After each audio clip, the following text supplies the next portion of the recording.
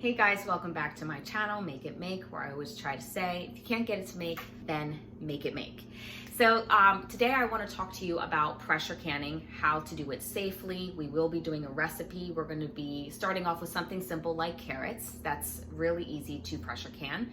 Also, I would like to ease your mind on these tales about the pressure canner. And is it going to blow up? Is it going to rocket launch out of my kitchen? Things like that.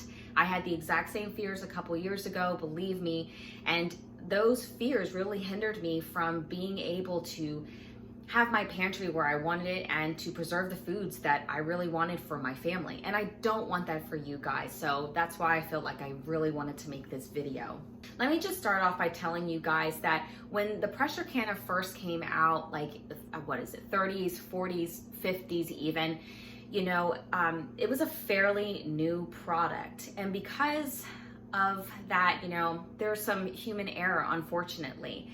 And a lot of safety features were overlooked.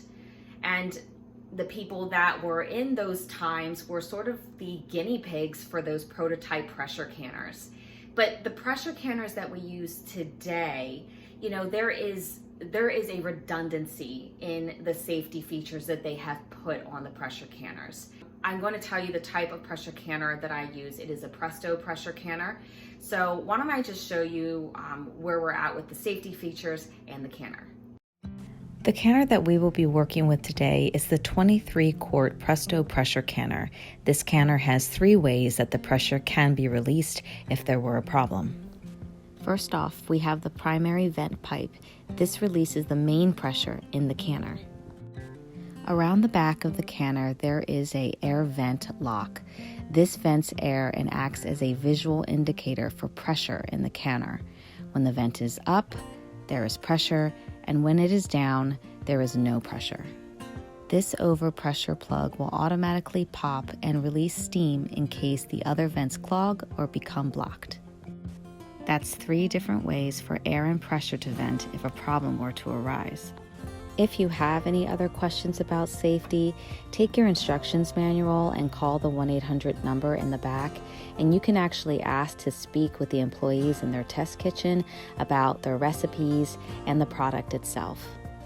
Now let's talk about some of the components in your pressure canner. This is a dial gauge.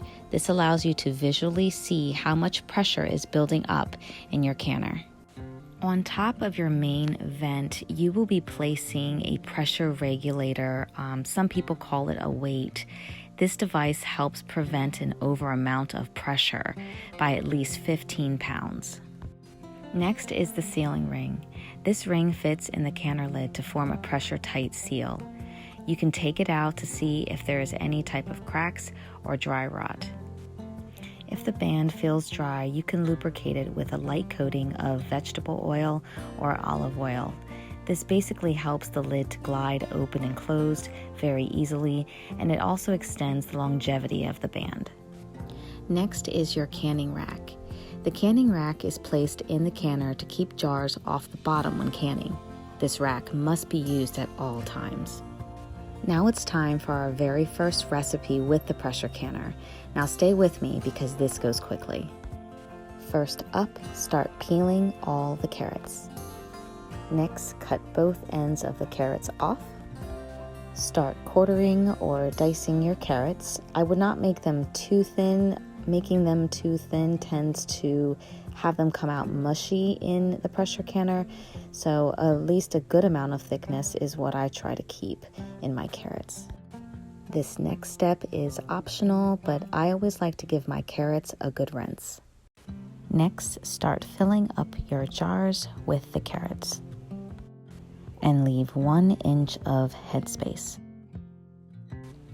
Now it's time to fill up your jars with really hot water, still leaving 1 inch of headspace.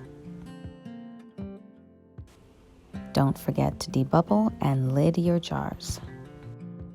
Before you put your jars in the canner, fill your canner with 3 quarts of water. Make sure the vent that is on top of the lid is clear from debris.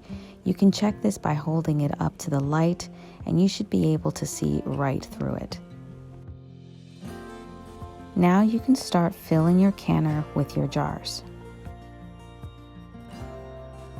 Now place your lid on the canner and turn the heat on high.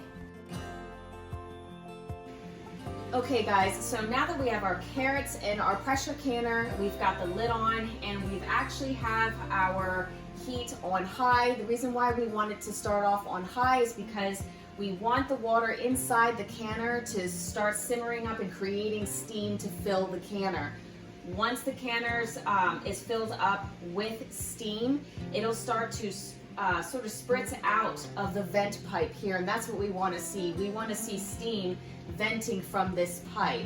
Once you see the steam venting from the pipe, put your timer on for 10 minutes and let the canner vent the steam for 10 minutes. This is what venting looks like. Once you have vented for 10 minutes, place the weight on top of the vent. This is what brings the pressure up. Once you have placed the weight on top of the vent, the airlock should spiral up. This indicates that pressure is building inside the canner. Okay, so now we finished the venting time, which was 10 minutes, and we put our weight on, and our air vent lock popped up, which is a sign and indicator that the pressure is now building inside your canner. So you'll be able to now visually see with your dial gauge the pressure go up. For this recipe, for the carrots, you want it to be at 11 pounds of pressure. So, you know, right now we're at 15 pounds of pressure, and we started at a high heat to start building up the pressure, and now I want to stabilize my pressure, and it's getting up a little too high for me, so I'm going to lower down the heat a little bit. And this is kind of what you do. You kind of babysit this canner. You sort of adjust the heat settings until you can stabilize the pressure. Now, if the pressure is above 11 pounds, that's fine. You know, it's okay if it's above it. But if it goes below the 11 pounds, and then you need to start your time all over. And you don't want to do that. And for this recipe, it's 25 minutes for the carrots. So once I reach 11 pounds of pressure, which I already did, I'll start my timer for 25 minutes. And I just want to keep it above 11 pounds. So I'm just going to keep adjusting it. Again, it's at 15 pounds. I want to lower it just a little bit and just kind of sit and babysit it for a little bit. All right. Okay, so that was my timer that went off. And I'm going to tell you what you do from here. Your timer goes off. You finished your processing time. You just turn the heat off. You turn the heat off and you do absolutely nothing with your canner but allow the pressure to come down completely. And you will know when it is down completely when the dial gauge goes to 0 here, and when your air vent lock drops. That is when you're going to know that all the pressure has been released from your canner, and then at that point you can open it. So just turn the heat off and let it sit until all the pressure releases. Our heat is off and our dial gauge went from 15 pounds of pressure to 0, but we still have the airlock that is up. That is a sign that there is still pressure in the canner. Okay, so in the last shot we saw that the dial gauge was down to 0, showing that there was no pressure in the pressure canner. But, thankfully we have a second indicator on the pressure canner that lets you know for sure. And that was the air vent lock. That was still up in the last shot, which tells me that there's still pressure in the canner. And that's a good thing because I want to make sure that when I open it, there's 0 pressure. So we had the dial gauge down to 0, our air vent lock down completely flat now, and I can fiddle with it here. It is down, it is flat. And also when I lift my weight here, I don't feel any venting, there's no air coming out of here, so we are good to go to open up the canner.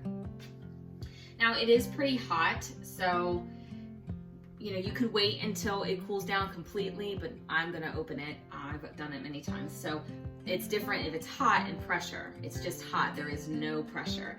So I'm just going to turn it, and because I know that there is gonna be some steam, I'm just going to lift up the lid and you know, kind of tilt it away from me. Like that, so all the steam doesn't hit my face. Now you can take your jars out of the canner and allow them to seal and cool. Thank you guys for watching, and I hope this inspires you to can, especially pressure can, and I hope it's also lifted your fears of the pressure canner.